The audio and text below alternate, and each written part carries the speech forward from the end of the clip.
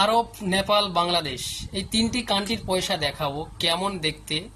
আসলে আরবের 5 টাকা মানে ইন্ডিয়ার ক টাকা, নেপালের 5 টাকা মানে ইন্ডিয়ার ক টাকা, আর বাংলাদেশের 2 টাকা মানে ইন্ডিয়ার ক টাকা। মনোযোগ দিয়ে একটু ভিডিওটি দেখবেন, সম্পূর্ণ ভিডিও দেখেন, আপনি বুঝতে পারবেন, ভালো লাগবে, ইন্টারেস্টিং একটি ভিডিও।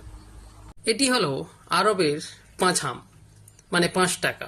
দেখেন, এটি হলো আরবের 5 টাকা। এটি হলো নেপালের 7 টাকা। একটু মনোযোগ দিয়ে দেখেন, এটি হলো নেপালের 7 টাকা, নেপালের 7 টাকা। এটি হলো বাংলাদেশের 2 টাকা। দেখছেন, এটি হলো বাংলাদেশের 2 টাকা।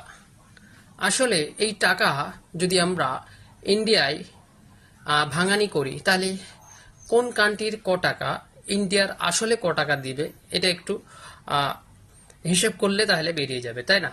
তো আসুন সম্পূর্ণ ভিডিওটি দেখে পাশে থাকেন, আমি তোমাদের সম্পূর্ণ ভিডিওর মাধ্যমে কথাগুলো বলছি। তো এটি হলো আরবের 5 হাম মানে 5 টাকার নোট। আসলে এই আরবের 5 টাকা আমার ইন্ডিয়ার ক টাকা, এই নেপালের 7 টাকা মানে ইন্ডিয়ার ক টাকা, আর এই বাংলাদেশের 2 টাকা মানে আমার ইন্ডিয়ার ক টাকা। এগুলো আপনারা তো জানেন, অনেকে জানেন হয়তো, অনেকে জানেন না। তো আমি বলবো এবার এই আরবের 5 হাম মানে 5 টাকা, দেখতে পাচ্ছেন, ইন্ডিয়ার ক টাকা। আরবের পয়সার মূল্য ইন্ডিয়ার থেকে অনেক বেশি। আরবের যদি 5 টাকা হয়, আমাদের এখানে 350 টাকার থেকে বেশি, তাই না? তো আপনারা হয়তো মনে মনে করছেন আমি পয়সাগুলো কোত্থেকে পেয়েছি, কোথা থেকে পেয়েছি।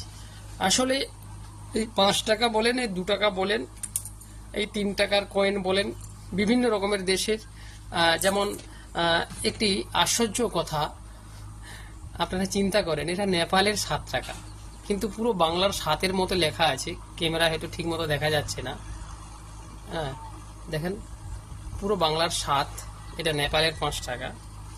আর আরব কান্ট্রির 5 হাম মানে 5 টাকা, আর বাংলাদেশের 2 টাকা।